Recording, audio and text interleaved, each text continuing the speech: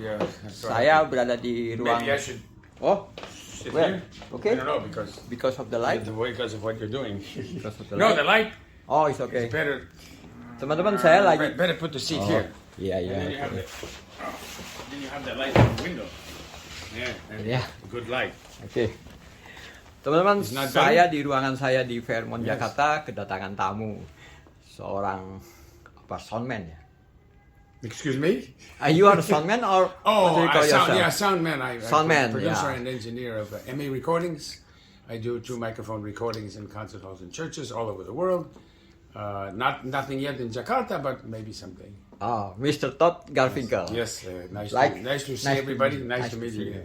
Yeah, maybe you have a story about a little about yourself. It's a very long story. Okay. I've been recording, producing, and engineering for since in the late 80s, like 88, Oh. 89. So it's quite long. Yeah.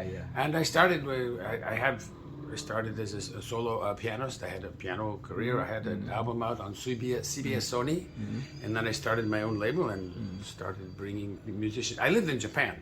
I started in Japan. I brought musicians to Japan to record in concert halls there. We would always use 2 microphones. Yeah. And the concept has always been to use 2 microphones. I was never thinking of audiophile, but it turned out that it was audiophile.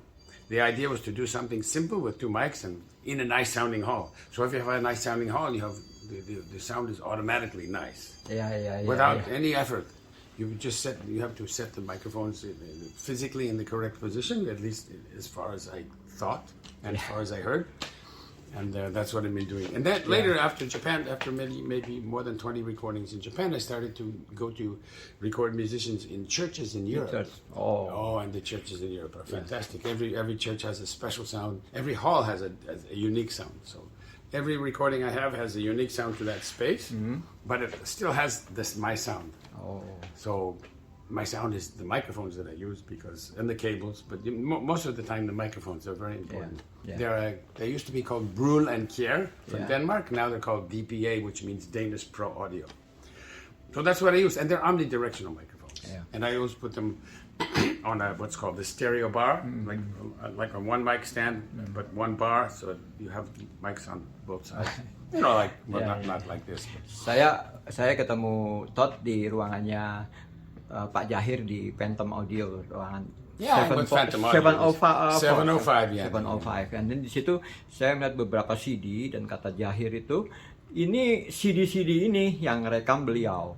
Ya, the CD is all of the CD in Phantom room is all the yours. CDs are on display there are my production, yes. And I have some vinyl, some LPs as well. Because about 10 years ago I started making records. Because Then some of the CD content is you give to Jahir to. Yes, he has almost everything on his server. They play from the server in the room. Yeah, okay. Because we don't have a CD player, we don't have an analog player. Yeah, so It's jadi easier. yang dimainkan di It's easier, and sistemnya the sound is amazing. It's great. Phantom is beliau yang bikin itu ya. Yeah. Saya I used to read the interview article in Stereopile. Oh, yeah, maybe 2. What do you think about this article? Oh, well, it's very nice of the people to recognize me and. In this article, you are telling about what? Oh, just telling about what I just told you. that I've been recording for a long time in concert halls and churches, and Chesky Records was doing something similar, but more than 2 mics. Now they're finally learning that 2 mics is better. But and they have some like stereo mic set up, and sometimes they have multi mics, but sometimes they set up. In order to create more echo in the church, they put up speakers and then they mic the musicians and then they put out sound from the speakers. It's a little strange to me, but that's what they've been doing. Not all the recording. Now they don't record as much because it's more difficult to sell recordings. Everybody is streaming and everybody expects to pay nothing for a recording. It's very difficult to make new music and recoup the costs, get the cost back. Last year I did a new recording in Argentina of the Será una Noche project, which is tango, jazz, folk music, and the musicians there are always amazing. And the churches, well, we found a nice church in the countryside, which is amazing. The microphones, it depends on the ensemble. Most of the time, the microphones are in the middle. If it's 5 or 6 musicians, the microphone's in the middle. The musicians surround the microphones because they're omnidirectional. It looks funny, but it works fine. But it's not complicated. I mean, it's not complicated, but you just have to try. Yeah. And get the right positioning, and it is a little difficult if musicians are, because the instruments can be big. You have a guitar player who might be the neck of the guitar might be hitting the cello player in the head, or the bow of the cello might be hitting somebody next to her. So it has to be, it's a little difficult, and they have to learn how to listen to each other. When oftentimes classical musicians listen to each other, they don't use headphones to play. But musicians who are not playing classical music all the time, sometimes they're used to headphones and they don't listen so much. But they have to be very dynamic in their playing. Sometimes they have to play quietly. Sometimes they have to play with more gusto or more volume. So it's a little bit of a learning process for the musicians. Yeah. Which one is? Do you think the most interesting one? Well, the music that I've recorded in Argentina has been fantastic because the musicians are fantastic. They're just so creative, and they listen, and the music is. I like the music. It's a personal thing, perhaps, but it's also the fact that it's the best-selling music. So people have been hearing it on the internet, on YouTube, and people hear it at their friend's house.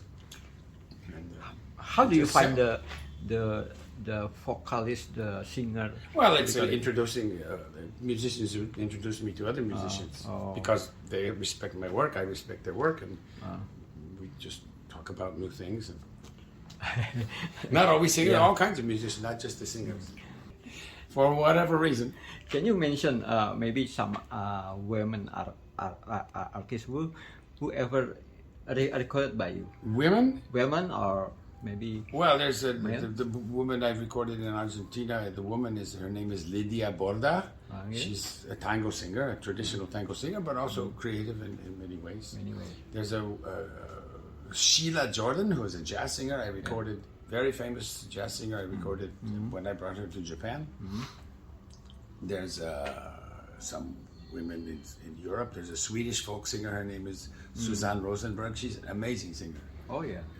She's a vocal professor in the Royal Academy of Music in Stockholm. She's top. There are some singers from Spain. There's an amazing singer. Her name is Silvia Perez. I don't remember her. I don't remember her middle name at the moment. But she's an amazing singer. The first recording she did was with me, and then she became famous recording with Polygram. And so. I see. Yeah, amazing. Silvia, I'm sorry, I just can't. How about the male singer? Maybe two. Pedro Aznar. Pedro Aznar, who sang with Pat Metheny. People who know Pat Metheny, jazz musician, jazz guitar player. He sang with Pat Metheny in the '80s. Yeah, it's been a long time. And there's some opera singers. Fabio, I don't remember his last name, but opera kind of singer, almost the same level as Pavarotti. Amazing singer, just incredible. What do you think? Is it possible if maybe next year or maybe someday we invite one of them to be present in this exhibition? Well, it would be interesting to record and present the recording at the exhibition. But I'd have to come before and record everything. Have to find a nice place to record. I need a quiet place. It has to be, because without all the cars and the motorcycles and people screaming outside, it has to be like in a nice concert hall or a church. But a church can be noisy because of all the outside noise. It has to be very quiet. Because the microphones are very sensitive. They pick up everything. What is the brand? Brul and Care, or DPA, which is Danish Pro Audio. Some of the best microphones you can like Philips and Denon, all the famous Denon recordings from the 80s were recorded with those mics. 2 microphones to record a whole orchestra. Only 2, yeah? Yes. They're the most famous microphone for recording large ensembles or even small groups in open spaces. Open space. The best. Thank you. I just happen to use the best by chance. By chance ya. Yeah.